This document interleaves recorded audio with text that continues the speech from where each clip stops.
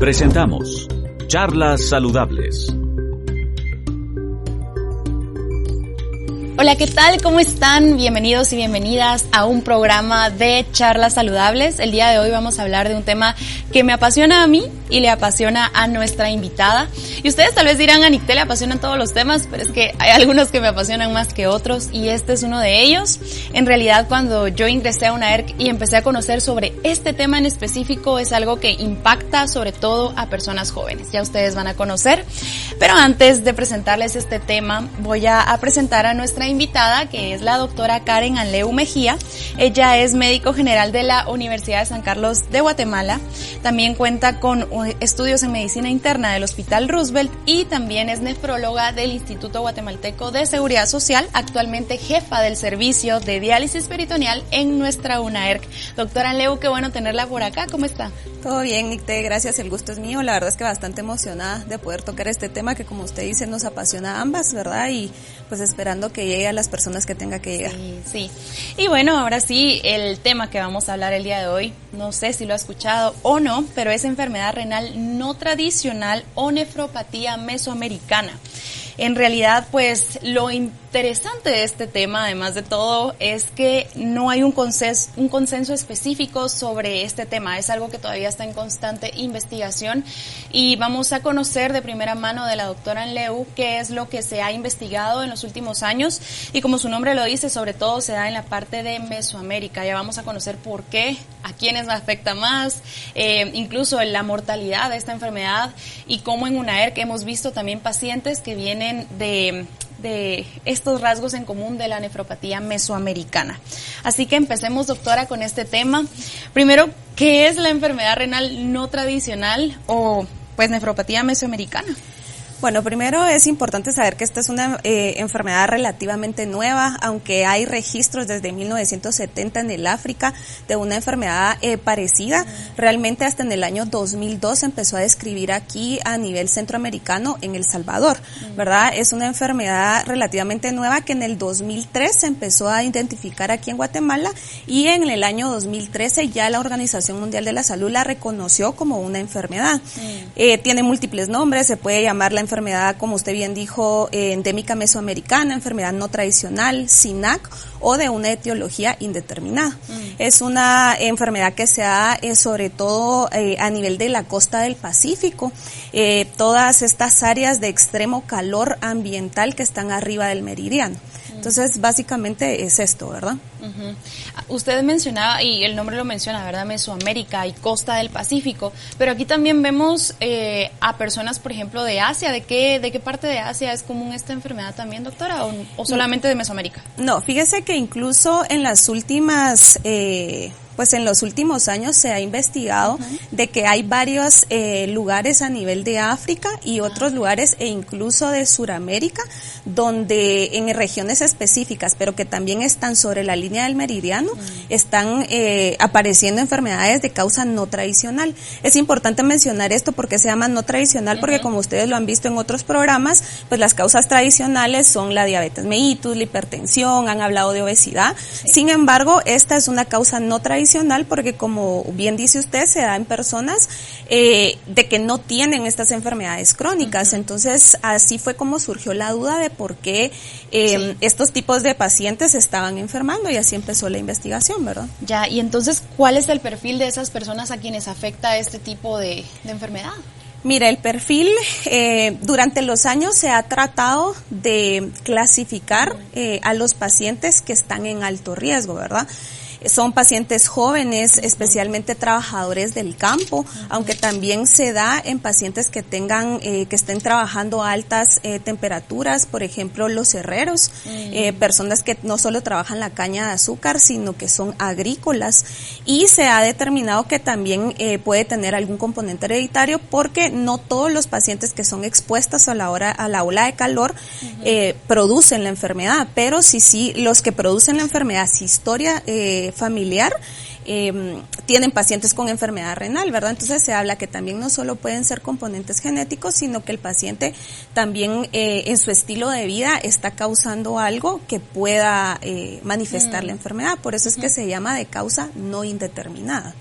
no determinada. De no determinada. Pues. Y doctora, yo he leído algunas otras cuestiones que me causan duda, ¿verdad? Y de repente podemos hablar un poquito más de estos factores que han sido vistos, que sí son factores en común en estos pacientes, ¿verdad? Por ejemplo, que usted mencionaba el estrés térmico, ¿verdad? Ese choque con el calor, de repente mencionan también las teorías de los plaguicidas, la alta exigencia física, la mala hidratación, el poco descanso.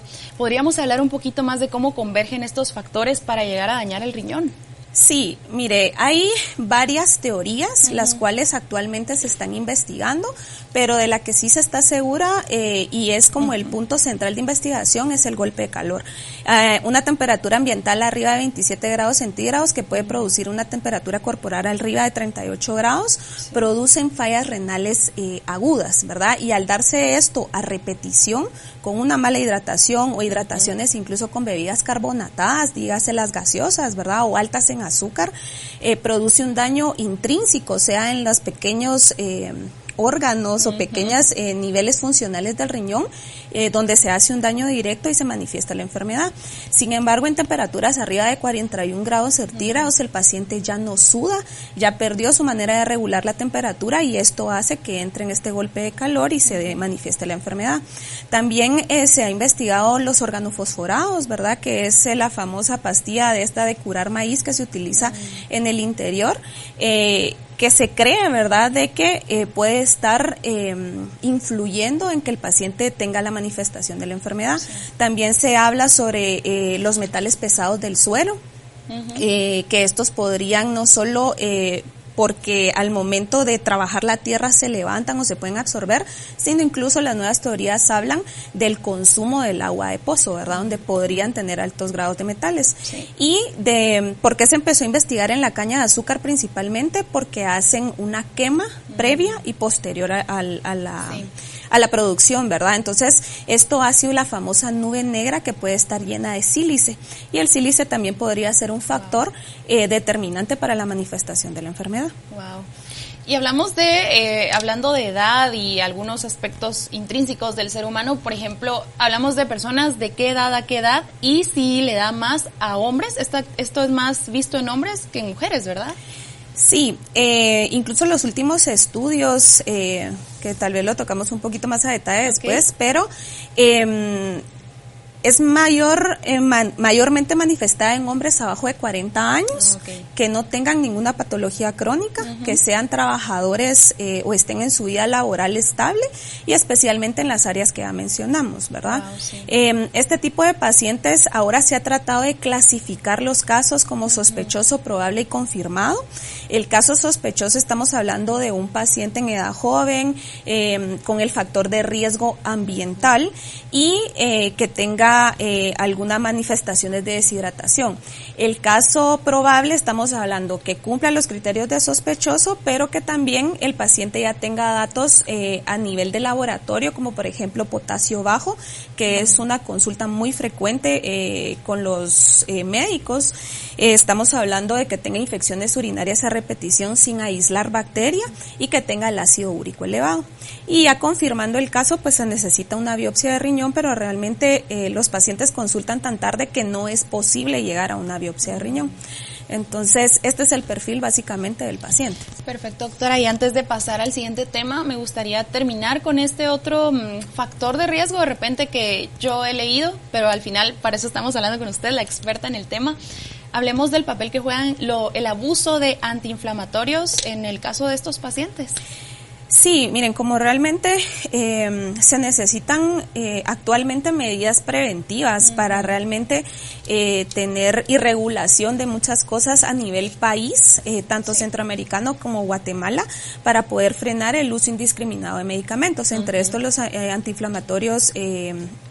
Como usted lo menciona, que los más, usted va a la tienda y puede conseguir ibuprofeno, acetaminofén, desquetoprofeno, toda esta gama de medicamentos se toman de manera indiscriminada. ¿Por qué razón? Incluso se habla de cocaína, ¿verdad?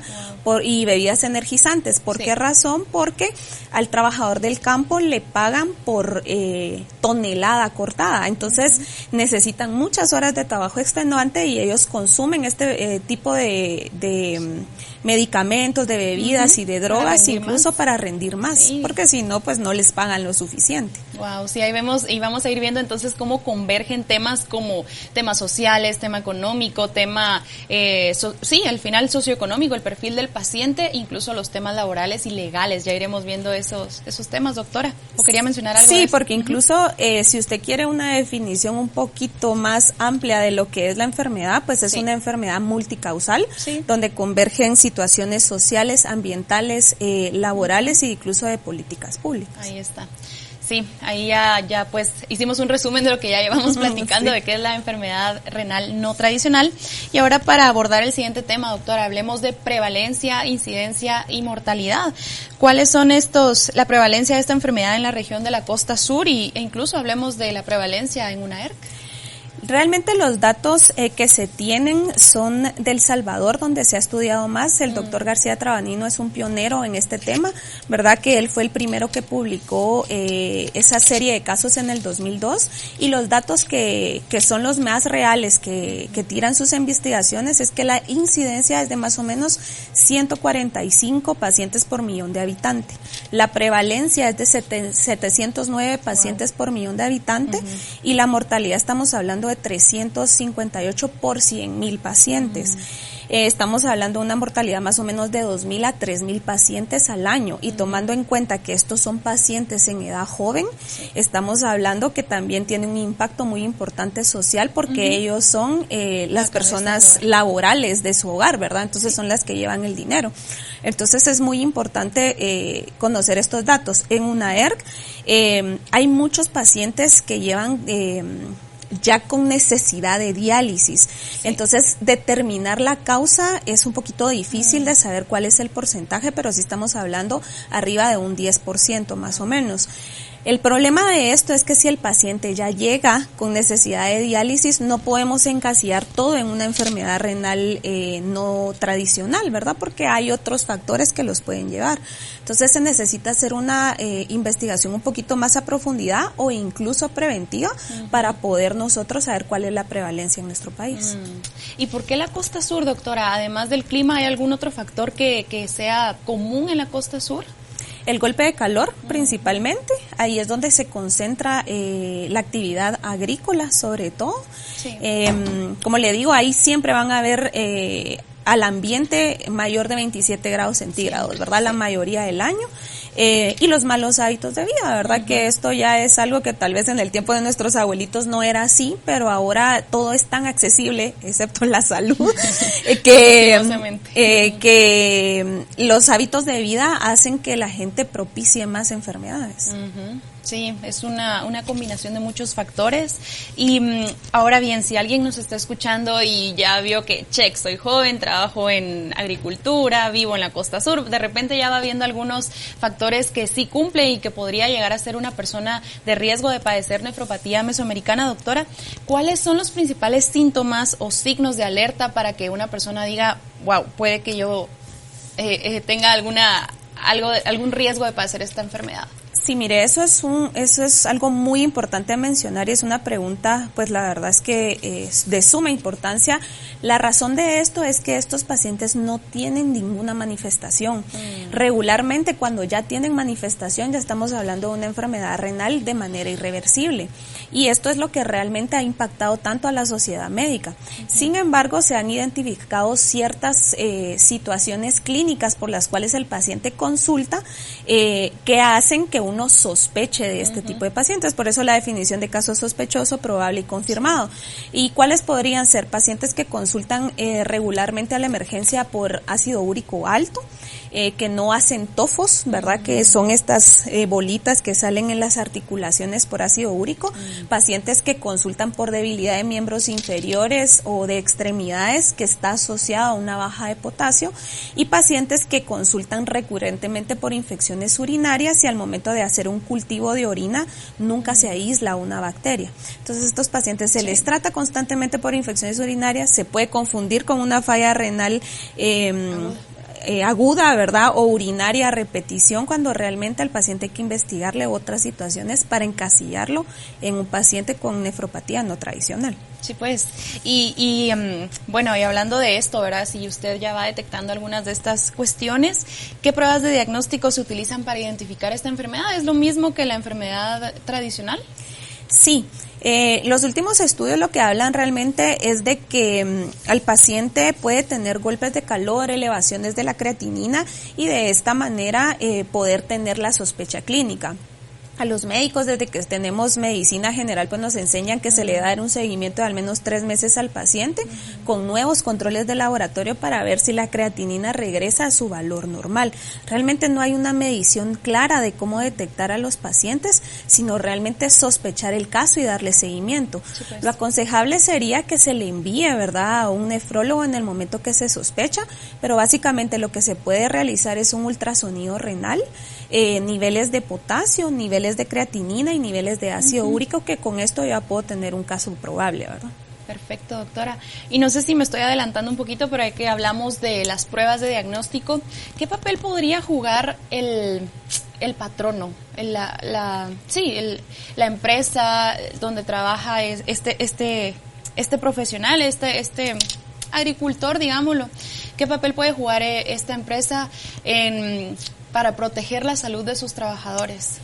Sí, mire, realmente yo creo que tal vez por eso me gustó tanto que tocaran este tema en Charlas Saludables, porque el impacto de las políticas públicas que esto puede tener, e incluso de manera económica a nivel de Guatemala, porque realmente el paciente renal consume mucho del presupuesto de salud, porque no se hace de manera preventiva. En el único lugar centroamericano donde está regulado y se hace una evaluación previa del paciente antes de la corte de caña de azúcar es en Nicaragua. Aquí en Guatemala, en El Salvador y en otros lados, México, Honduras, Costa Rica, Panamá, no se hace.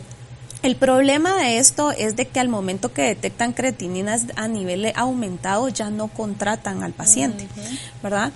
¿Qué medidas se podrían tomar? Pues si estamos hablando que el golpe de calor es una de las principales causas, ¿verdad? O la que más se ha estudiado, que el paciente tenga su adecuada protección del sol, que tenga sus descansos para el consumo de agua, que se aseguren que sea el consumo no con bebidas carbonatadas o energizantes, regular a nivel nacional la manera en que se venden los antiinflamatorios, y pues estudiar a los pacientes, ¿verdad? Y que esto no impacte en el proceso de contratación, porque entonces estamos acrecentando la pobreza. Y por eso es de que esto también se habla de que es una enfermedad de gente en pobreza, ¿verdad? Sí. Porque son pacientes que trabajan del campo y que al estar enfermos ya no pueden trabajar, y esto acrecenta la pobreza. Entonces sí tenemos que hablar, aunque nos adelantemos, como usted dice, de una regulación en políticas públicas a nivel nacional, de manera preventiva principalmente, y que cuando al paciente se le detecte la falla renal sea referido al médico correspondiente para evitar complicaciones posteriores como la diálisis. Sí, al final ahorita dimos una introducción acerca del tema de políticas públicas y cómo diferentes sectores deberían tomar responsabilidad en este tema, ¿verdad? Doctora, hablemos específicamente de estos pacientes y sus familias. Ya usted daba el ejemplo de que son personas productivas económicamente y que pues puede que sean quienes sostienen el hogar. ¿Qué otros aspectos pueden impactar en la vida de estos pacientes y sus familias, y cómo afecta su calidad de vida a largo plazo, verdad? Mire, cualquier paciente que tenga una enfermedad renal en un estadio terminal o en un estadio 5, que es la que nosotros le llamamos, donde depende de la terapia dialítica, ya sea una diálisis peritoneal o una hemodiálisis, que esta es la que se conectan a la máquina y la otra la que se hace en casa, dependen de este tratamiento para vivir. Entonces impacta a nivel psicológico, a nivel social, a nivel familiar, porque esto es una enfermedad que no solo afecta al paciente en estos 3 aspectos, sino también a sus familias. Entonces, como le decía, ¿verdad? Se acrecenta Sí. la pobreza, muchos de estos pacientes se quedan solos, y entonces no pueden continuar con la terapia porque no tienen un apoyo familiar adecuado, y pues fallecen a una temprana edad, ¿verdad? Sí, entiendo esa parte, doctora, y hablemos entonces de qué medidas preventivas podría tomar una persona que ya conoce los riesgos. Sí, ¿cómo podríamos prevenir esta enfermedad no tradicional? Como todas las enfermedades, la prevención es la clave, ¿verdad? Entonces, si ustedes conocen a gente de la costa sur, podemos empezar compartiendo este tipo de información y acostumbrarnos como guatemaltecos a hacer una consulta una vez al año con algún médico, ¿verdad?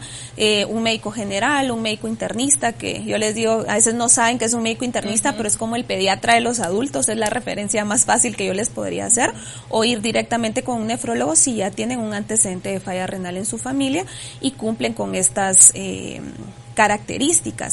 ¿Qué otras medidas preventivas? Volvemos a tocar las políticas públicas, ¿verdad? Donde se tiene que asegurar la seguridad laboral del trabajador que está en riesgo, hacerse niveles de potasio, de ácido úrico, regular la entrada de bebidas carbonatadas al país y su consumo, como se hace en otros países. Y las medidas preventivas básicamente son lo que va a frenar la enfermedad, no el tratamiento. Exacto. Sí, no, el tratamiento ya, y ni siquiera es curativo, no porque no cura la enfermedad renal, No. ya no tiene cura, pero por eso es importante prestar atención a cómo prevenirla. Entonces, con esto vamos a ir a una pequeña pausa y regresamos en breve con este tema.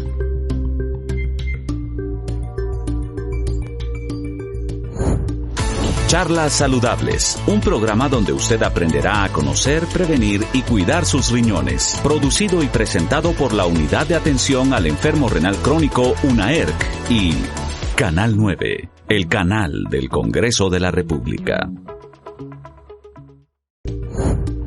Charlas Saludables, un programa donde usted aprenderá a conocer, prevenir y cuidar sus riñones. Producido y presentado por la Unidad de Atención al Enfermo Renal Crónico UNAERC y Canal 9, el canal del Congreso de la República.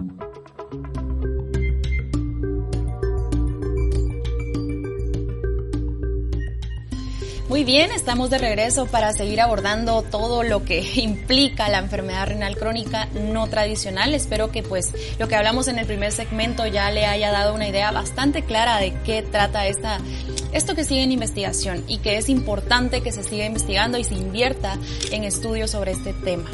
Doctora, sigamos entonces platicando. Bueno, ya conocemos un poquito de los tratamientos, tal vez no los hemos hablado al 100 en este programa, pero ¿cuáles son las opciones de tratamiento para estas personas y cuál es el enfoque terapéutico más efectivo?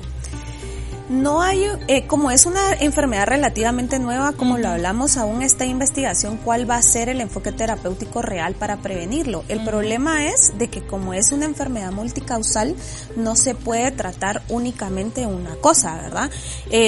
Si bien, por ejemplo, el tratamiento del ácido úrico, independientemente de cuál sea, es uno de los tratamientos que se utilizan en toda la región, no hay estudios que digan que esto es el enfoque terapéutico y esto es lo que va a reducir la enfermedad renal crónica no tradicional, pero en experiencias médicas, incluso la mía propia, pues sí retrasa la progresión de la enfermedad renal.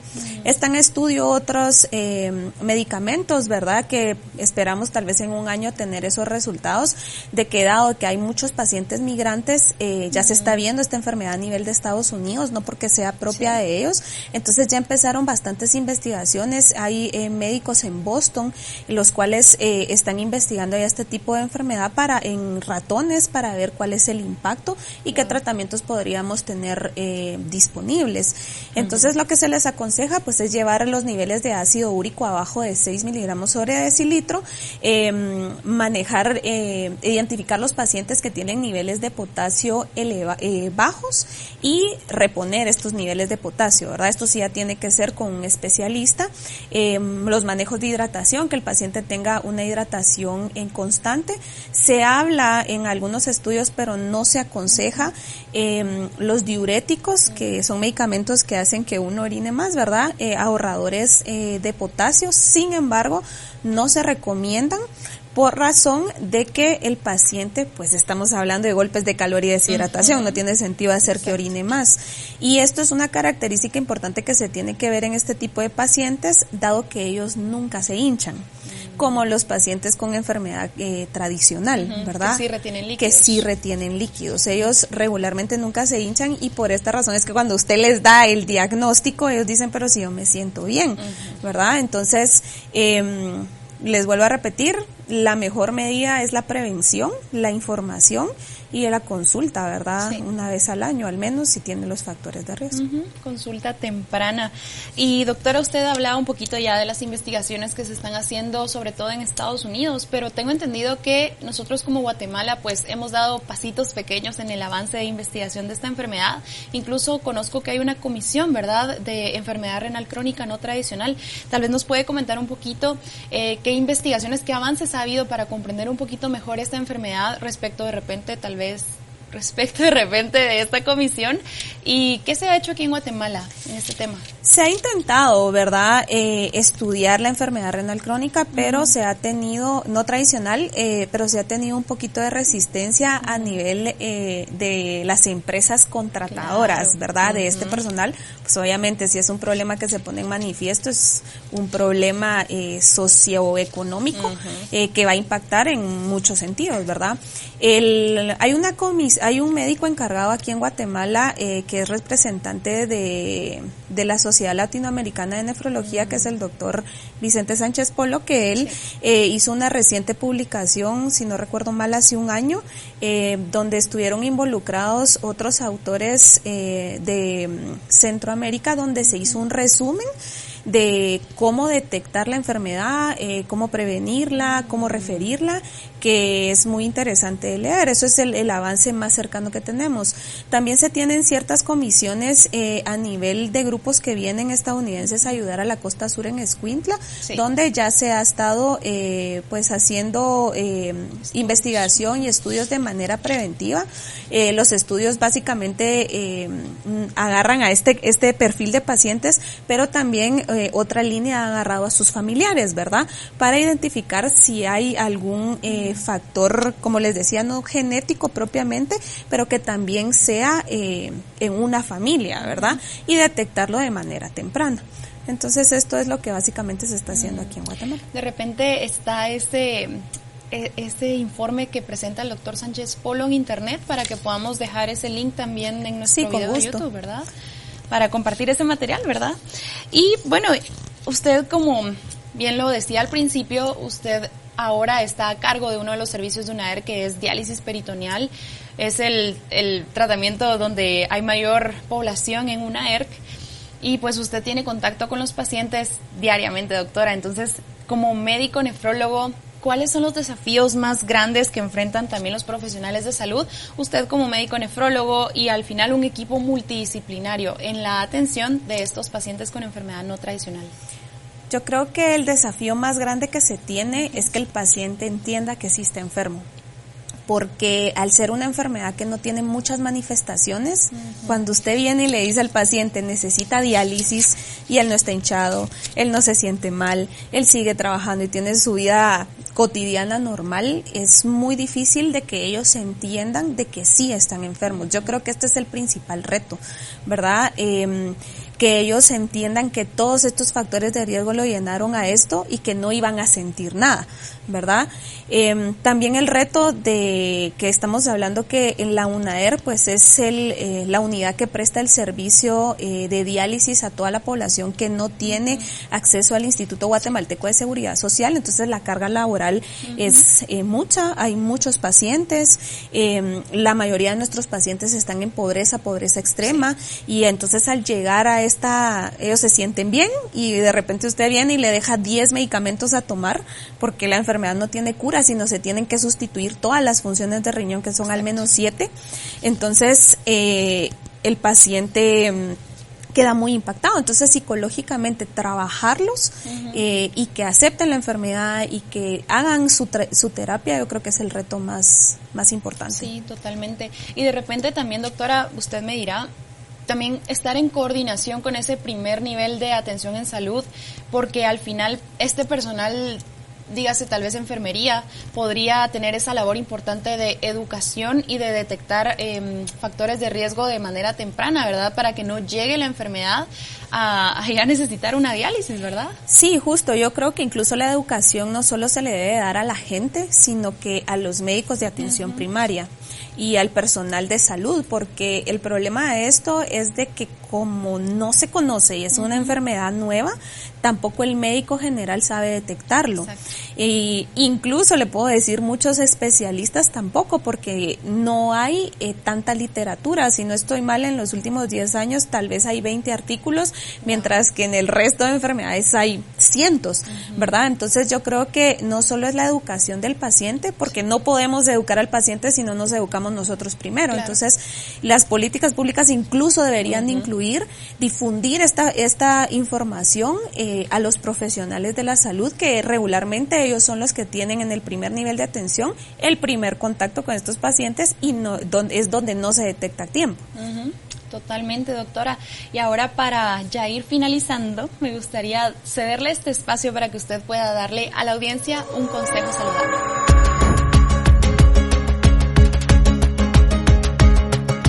Como siempre lo mencionamos, pero es importante, pues deben de hidratarse de manera adecuada, no automedicarse, y si ustedes tienen cualquier factor de riesgo no tradicional, consultar al menos una vez al año a algún médico internista o algún nefrólogo para detectar la enfermedad a tiempo y evitar la terapia dialítica.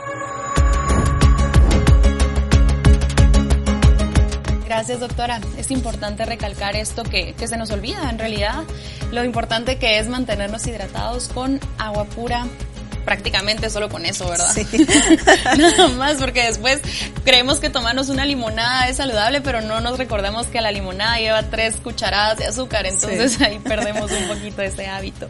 Pero entonces, doctora, este tema de verdad, me gustaría dejar este último tema del gobierno, ¿verdad? De la responsabilidad que tenemos varios actores, no sin antes contestar algunas preguntas que nos han llegado a nuestro portal de preguntitas. Acá tengo, llega esta pregunta para responder a la audiencia.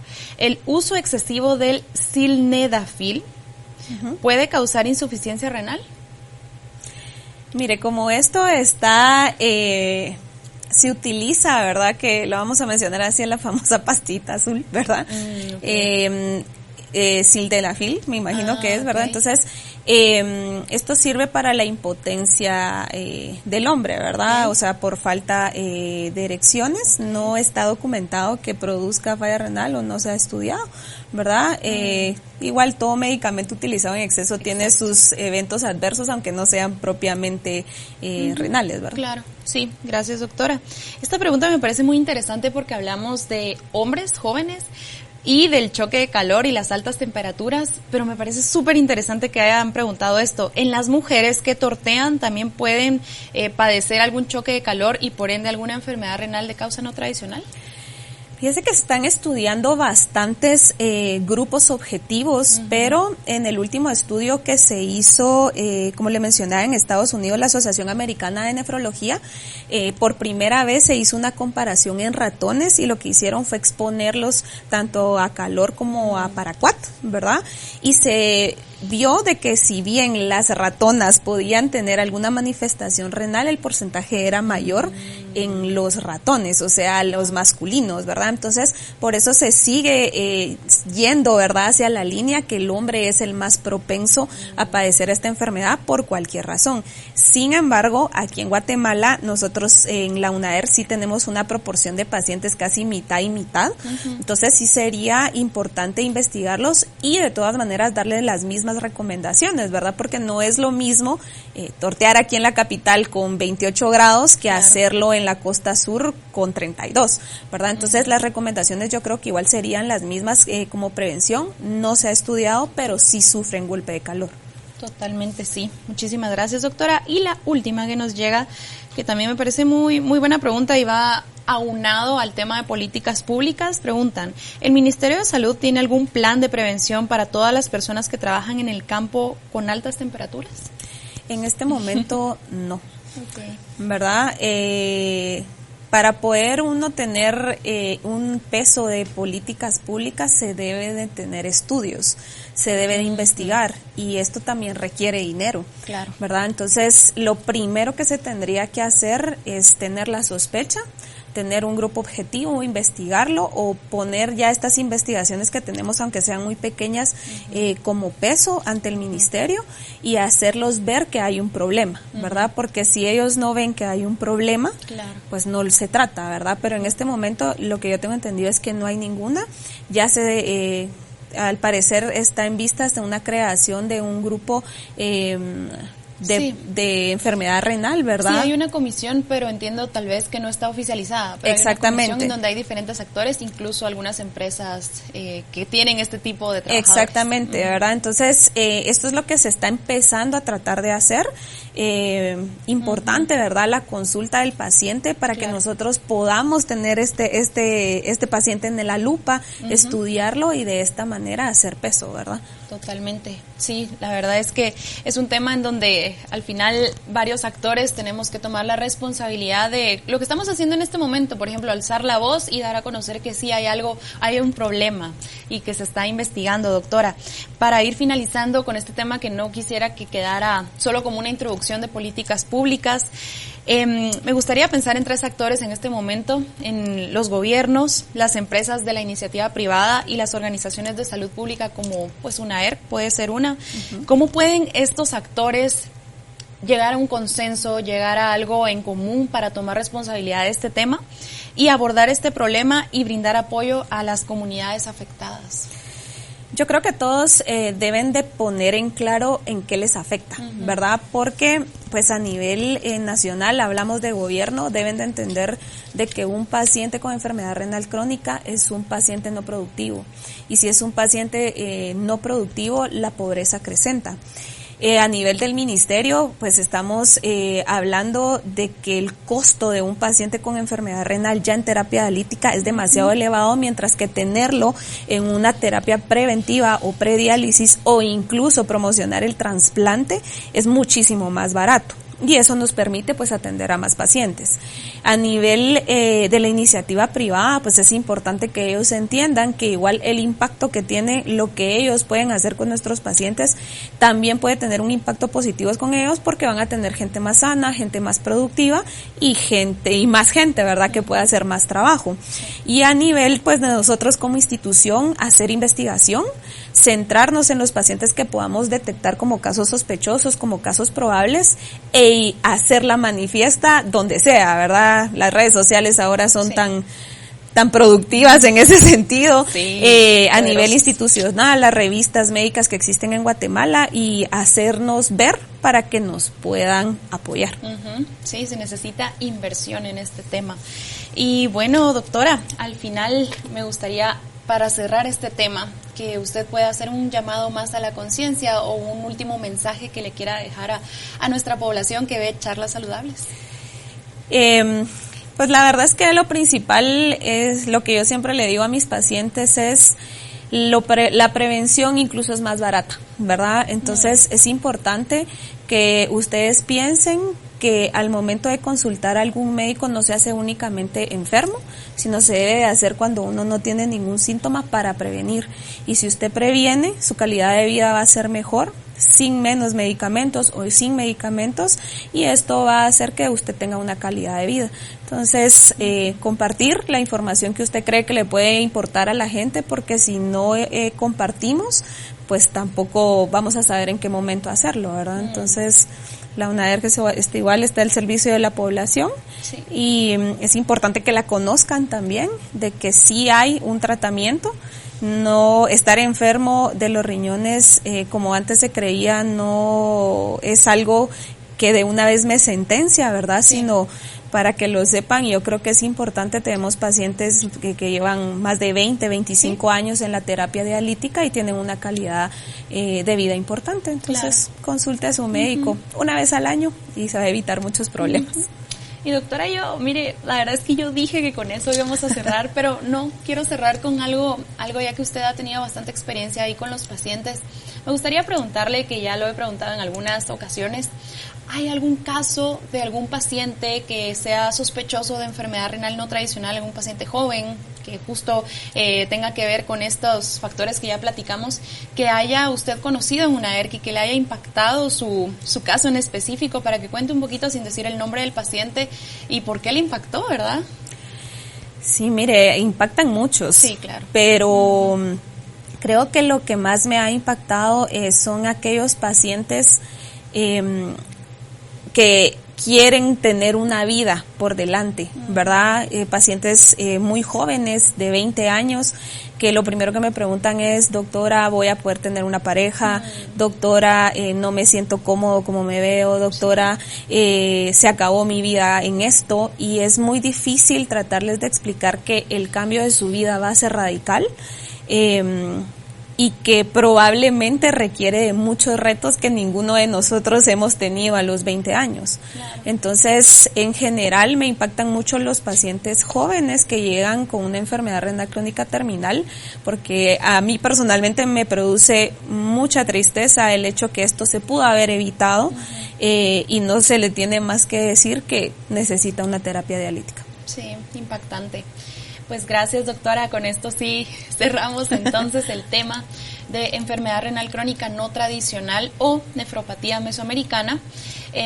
Yo no quisiera despedirme sin antes también sumarme al llamado de conciencia de la doctora y sobre todo apelar un poco también a este sector laboral que podría mejorar y tiene tal vez no obligación en este momento, pero sí esa responsabilidad social de mejorar las condiciones laborales de sus trabajadores del campo. Por ejemplo, la doctora lo decía, la protección de brindarles un espacio con sombra para evitar que se exponga tanto tiempo al sol, mejorar sus horarios laborales, ¿verdad? No excederse en sus jornadas laborales, brindarles información y una hidratación adecuada, que ellos tengan acceso a una hidratación adecuada, incluso que no tengan que resistirse tanto para ir al baño, para cumplir con una jornada laboral, y pues un número suficiente de pausas laborales. Creo que me gustaría recalcar eso antes de cerrar y bueno, sumarnos como una ERC a este esfuerzo de informar sobre todo lo que lleva consigo la enfermedad renal crónica, en este caso pues no tradicional. Y bueno, ha sido un gusto, doctora, platicar con usted. De verdad que me encantó ya conocer un poquito más acerca de este tema. Gracias por acompañarnos. Muchas gracias por la invitación y espero pues que esto lo puedan difundir para que podamos llegar a más gente, ¿verdad? Así es. Sí, muchísimas gracias, doctora. Y recuerde que nos puede entonces seguir en nuestras redes sociales. Estamos en Facebook como UNAERC Guatemala, en TikTok y en Instagram como unaerc.gt. Y este programa es producido en conjunto con el Canal 9 del Congreso de la República. Nos vemos en la próxima charla saludable. Hasta pronto. Gracias, doctora. A usted, gracias.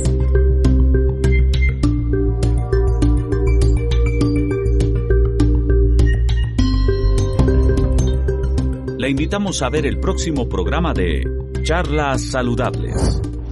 Charlas Saludables, un programa donde usted aprenderá a conocer, prevenir y cuidar sus riñones. Producido y presentado por la Unidad de Atención al Enfermo Renal Crónico UNAERC y Canal 9, el canal del Congreso de la República.